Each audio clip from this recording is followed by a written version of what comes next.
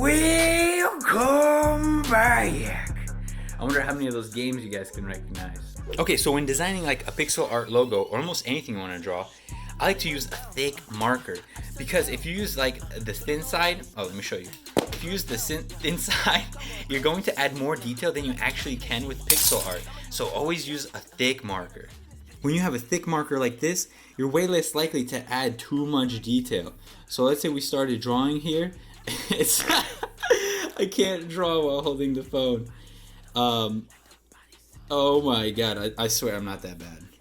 Okay, so here I drew a bunch of concepts for my new logo, and basically you want to try a bunch of different stuff and then see what you like here, because you can draw by hand probably a lot quicker than you can in pixel art. Okay, so I'm going to make this file 32 by 32, and usually I do 16 by 16, but this time I want to change it. By the way, these three little things here, they let you put your timeline to the right, and I prefer it like this because I like to use it almost as layers. Oh yeah. Almost like if I'm using Photoshop or something like that, because I'm not going to be animating right now. If you want to buy the pixel art program that I'm using, it's called Aseprite. There's a link in the description. Please use that link because I get a tiny little kickback. I'm not sponsored by them. All right, so I think I'm going to just start with an outline. It's a great way for me to be able to tell what fits within this size.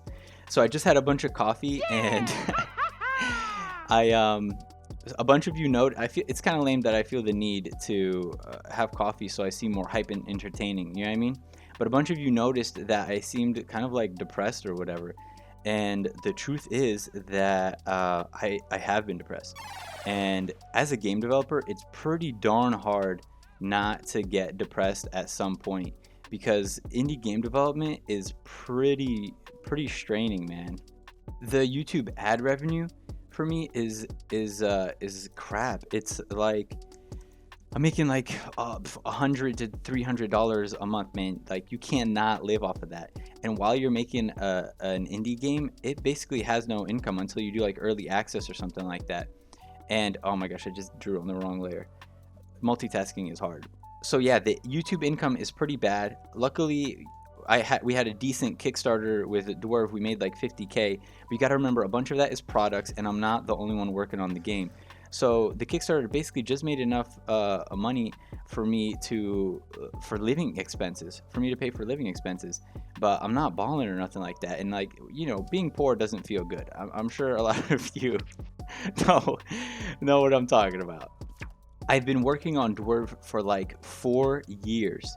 And the tension and anxiety just keeps getting bigger and bigger because like more and more it has to become more and more successful the longer that we work on it, right? And I quit my job to pursue it, so it's like I have so much riding on Dwarf that it creates this huge pressure and anxiety, and we keep pushing it back, right? Like, we're delaying it. We're gonna release early next year, by the way, but we've delayed it several times, and I've been working on Dwarf so much that I get consistently burnt out. And when you get burnt out, man, like, you don't feel like doing anything. And when you're depressed, like, even if I go to try to like play video games to feel better, the slime looks angry, man. I messed up. I gotta make it look sad, not angry. So yeah, even if I play video games to try to like cheer myself up and get happy again, it doesn't really work, because when you're depressed, you don't get the same kind of joy and excitement from stuff that you normally do. So like, depression makes it even harder to work on Dwarf. It's like, if you're burnt out and you're depressed, then it's really difficult to recharge. You know what I mean? And it's a terrible like spot to be in. And then I know that I'm gonna have to be in this like emotional rut for a long time, because I know how much time it's going to take to finish Dwarf, and it's going to take a lot of time to finish Dwarf. Like, knowing that I'm going to be depressed for another half a year makes me even more depressed. It's so hard to get out of depression. If you've ever watched Indie Game the movie, in that movie you can see that like a lot of them went through a lot of stress in the process of game development. Luckily, like, they made hit games, but I don't know if Dwarves is going to be a hit game. If I knew it was going to be a hit game, I wouldn't be stressing. I wouldn't be, you know, I wouldn't be so depressed. But like not knowing what 4 years of my life will amount to, and it is very, very stressful, and it puts this huge amount of pressure on me. Please wishlist Dwarf on Steam, because if people purchase the game when it's released, it can get on the Steam trending page, and that can be a make or break for indie games. By the way, it's a tower defense dungeon crawler RPG, so it's a cool game. Depression is like almost guaranteed as an indie game developer. So I've changed the Pixel Pete logo once already, but I want to change it again. I don't want the Pixel Pete logo to just be like my face. I want it to represent something. I want it to be something that like people can get behind, and this is going to be the new logo for this channel, and it is called the Sad Slime, and it represents game dev depression. Isn't that cool? Like, I like logos that actually have a meaning behind themselves. Like, it's a logo with a meaning that I'm sure you guys can get behind as well, because pretty much everyone suffers from depression, and I know that I'm saying this represents game dev depression, but pretty much anything that you pursue, like you're going to run into tough times, like points where it's not fun and it feels like work, and you might feel like you're not making any progress, like learning pixel art, right? For you guys, I know learning something new like pixel art can get discouraging too. It's like everything is harder than it seems, right? I know you don't need to learn how to draw a sad slime, but I hope that these videos that like me releasing these videos consistently, they motivate you to keep going, right? I'm like that. I want to be that friend that is like cheering you on, that is rooting you on, that believes in you, you know what I mean? And I want to be there consistently, not just like upload one video how to shade pixel art and then be done with it. It's about showing up consistently, right? Consistency, which I need to be a little more consistent with my YouTube channel, but I do try to upload every week. Luckily, Skillshare sponsors some of these videos to keep my channel going. This video is sponsored by Skillshare. Skillshare is an online learning community for creative people like you. Basically, it's just like YouTube videos, but no ads, and you're only learning. There are courses to make sure that you're excelling at what is being taught. Check this out. One of the courses I really like is a Roblox tutorial by Mr. Cool Teacher. What a funny name. The first 1,000 people to use the link in my description will get a 1-month free trial of Skillshare Premium. Oh man, that looks too sad, right? Or is that kind of good? What do you think, Ribbon? Oh, she's on that side. But it might also be kind of funny if I put like a sword in its head, right?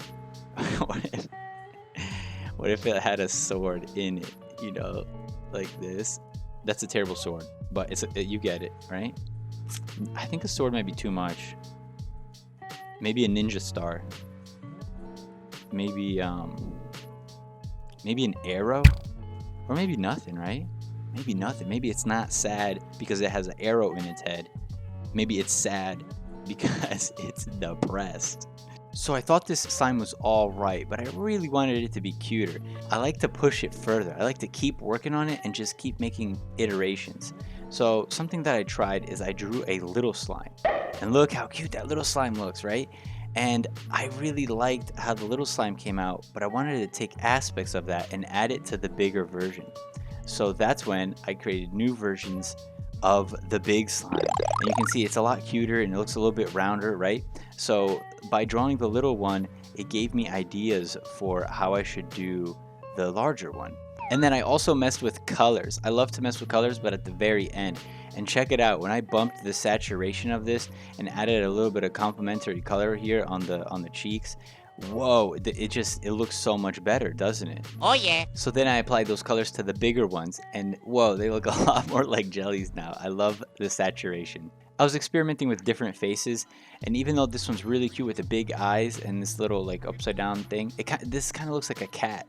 The problem with pixel art is like I don't want things to be misinterpreted, and this one almost like if I added whiskers on this thing, totally like a slime cat. So that's why I didn't want to do that one. So you guys are ready to see the final design, the one I decided to stick with? It's this one. Check it out.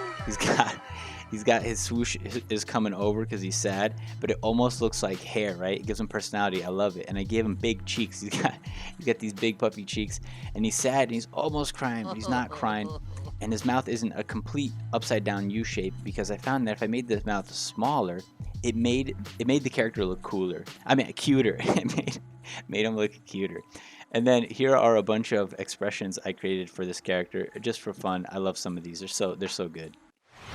So I exported these and messed with them in Photoshop to create some t-shirt designs. You can get them on my clothing line panicpop.com. There's a couple of designs up there, and you can pick the t-shirt color that you want, and I print them on American Apparel. It's a little bit more expensive, but I like how they fit. If you're feeling depressed, hang in there with me and Sad Slime. I'll see you guys next week. A Deathline!